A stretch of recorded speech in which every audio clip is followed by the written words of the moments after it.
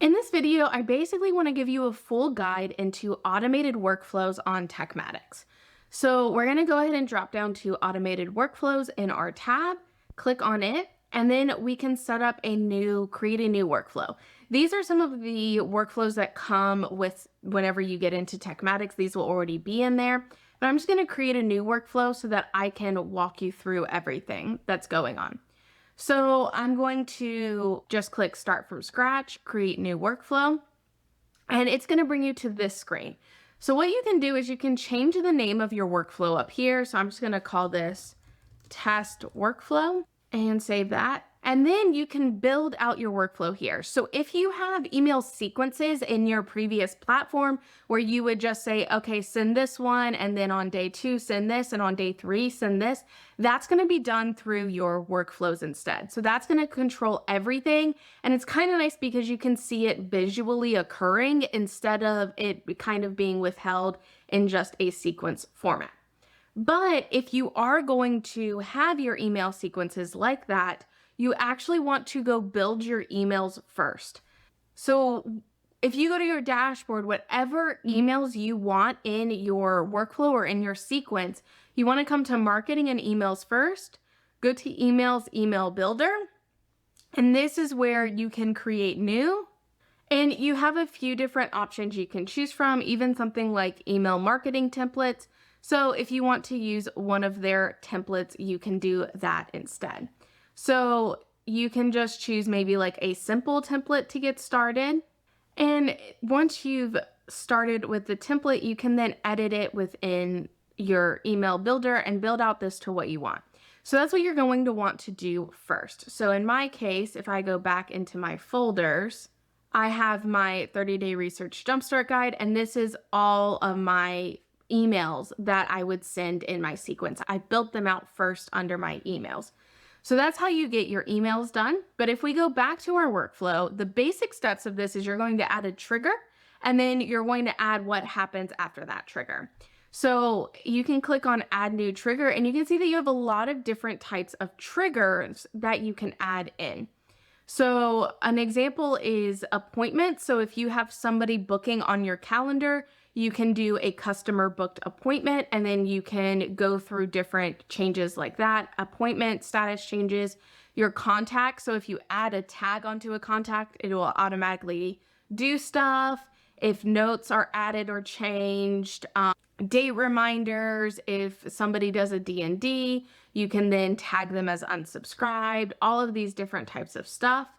Contact action. So this includes if they submit a form. So if they opt into something like your lead magnet, this is how you would deliver your lead magnet. Order form submission would be from your funnel pages. You can even do something if a customer replies. You have different events that you can do, Facebook, and then membership as well. If you want to send congratulations emails when they complete a specific category or send them their information on a new member sign up, anything like that you can do within your automated workflows. You have opportunities as well, invoices, Shopify information, video tracking, and TikTok. So these are all the things that are going to trigger actions to occur afterwards. So let's do what's probably very common for most of you, which would be a form submission. So as soon as you click your trigger, you're going to have certain things pop up. So the first thing is going to be choose a workflow trigger, and this is coming from that previous page. So you can change it within here. These are all the same things you had on the previous page. This is just what type of trigger it is. Then you have workflow trigger name, and it's going to take on whatever the workflow trigger was, but you may want to be more specific. So I would actually say this is my research jumpstart form submitted. So that lets me know what actual form was being submitted. And this is just for you to know what's actually going to appear visually on your workflow. And then you have filters, and this is where you filter to your specific one. So right now, if I just set this up to go, every single time a form was submitted, it would trigger these actions. But I don't want that. I only want it when a specific form is submitted. So I can come down here and say the form is, and then I'm able to select it's my 30-day research jumpstart guide. Now, another thing you can do is specify. So if I come in here and add a filter, you can see I have all these custom fields available to me down here. So you can add, if you have a specific field in that form that's a custom field, you can add that if you want like not to send or to send. Like if you have a specific field, like a checkbox that says you're subscribing to marketing emails, you can then pull in that field and say that that field has to be equal to true to trigger this sequence or something like that. So that is what is happening there. So then I can save this trigger. So that's now set up. I can also add in as many triggers as I want.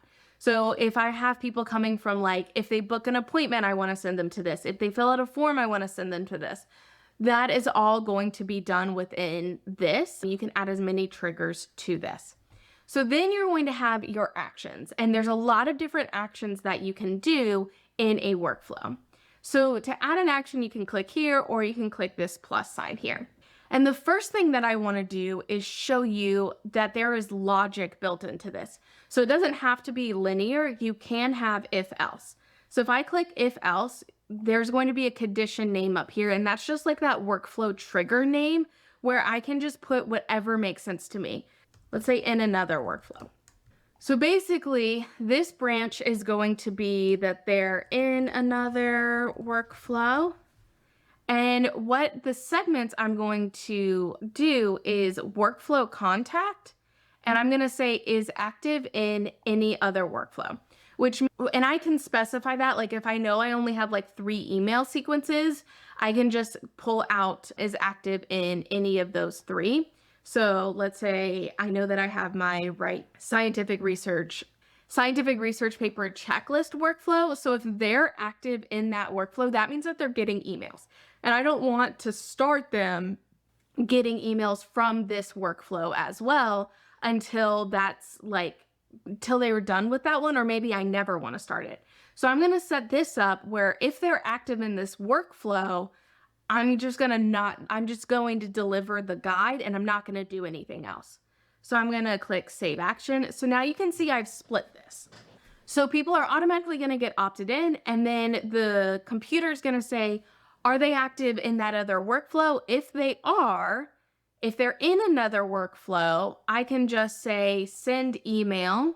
And this is where you're going to enter in that email. So I'm going to go specifically to my templates, and I'm just going to go to my 30-day research jumpstart guide, email 1. So that's where I deliver it. And then I need to put in my name. So I'm going to put Elena, Science Grad School Coach, and my email.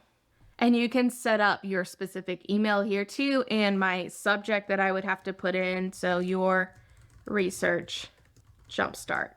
And then you can test this email. You can add an attachment. So if I wanted to include the guide directly in the email, I could add that as an attachment to it. And then I'm going to change the action name to be lead magnet delivery and click save. So now this is here, but in theory, I want this sent whether they are in a workflow or not in a workflow. So instead what I'm going to do is I'm going to click here, move to, and then move action. And so this allows me to say that I want this delivered first. Then if they're in another workflow, I can just have it do nothing. If they're not in another workflow, I can then have it deliver other things. So what I can do is say wait, and this is how you create those gap times. So this is going to be wait 1 day, and then I can put in here wait 1 day. And you have an advanced window as well. So if you don't want things sent on a Sunday or Saturday, you can resume that window later on. So I'm going to turn off my advanced window, and I'm just going to say wait 1 day and then send my second email. So I'm going to come into my templates. This is why you have to build them previous. Email to 30-day research jumpstart guide, and then the same information. So now you can see my email 2 is sent, but if they're in another workflow, they won't get that second email. So that's how you can add in and create an email sequence. So what if you want to do other things like granting an offer? So let's say after a couple days, I actually give them access to like a mini course or something like that. So I can come in here and I'm going to go down to my memberships actions, and that's when I can say grant an offer.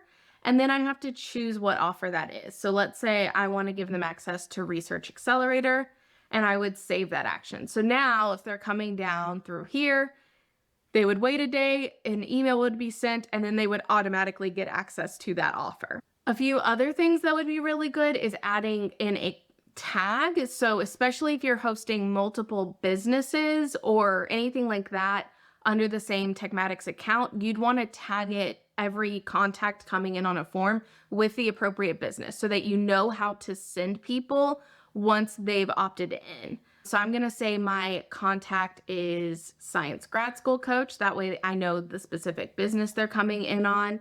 And then I can also say my contact is 30-Day Research Jumpstart Guide. That's the specific form that they filled out. So I'm going to save that action. And then again, I'm going to come in here and move that to the top because I want everyone coming in to have this. So I'm going to move action. I'm just going to come in and move it here. So they're getting tagged first, then they're getting delivered an email, and then it's checking to see if they're in another workflow. If they're not, they're waiting a day from the delivery of that email, and then they're going to send email 2 and then grant an offer. So that's the basics of what workflows can do. You can do most of your things automatically. You can automatically add in tasks, and that's the video that will be coming out next week, is showing you how to add a specific task as well. You do want to make sure that you turn this to publish before you finally save it, or none of this will work. So I'm not going to turn it to publish right now. You also have the ability to test the workflow. So you can add in any contacts and then run a test. So it'll start running them through it, even if they don't have that trigger yet. I would suggest always testing it from the trigger side to make sure it's working as you expect it to be working. The other thing with your workflow is you can actually control your communication times. So in this case, if I only want communications sent, at 11 a.m. every day or from 9 to 5 every day, I can choose a specific time, and this restricts it falling on a Saturday or a Sunday. So if I waited a day, let's say they got their first email on Friday and I wait a day, it's actually going to send their next email on Monday instead of sending it on Saturday and Sunday. And I can control the time range so that if they opt in at midnight, they're not getting it at midnight the next day. And you can control your default emails from here as well. So instead of me having to put in Elena, Science Grad School Coach, every single time, or the email, I can actually go ahead and set that up where it's automated going between those. Couple other settings is allowing multiple. So if you have like a customer booking, you probably want that person to be able to get those reminder emails every single time. So you'd want to allow multiple. So that contact can come into that workflow multiple times. However, if you have a lead magnet, you probably don't want to allow them. So like if they redo the form, you probably don't want them constantly going through that. So you can allow multiple or stop multiple. And then you can stop on response. So if they get an email and they respond to it, you can stop that. So if you're trying to contact them about something, that might be something to set up. So this is overall just some settings to set up. I hope this gives you a really good idea of how to use automated workflows. I will put up 2 examples of automated workflows up here. One will be on a sales onboarding sequence, and the other one will be on a lead magnet delivery sequence as well, kind of similar to the one that we set up here. If this video is helpful, please like it and subscribe for more TekMatix tutorials, and I look forward to seeing you in the next video.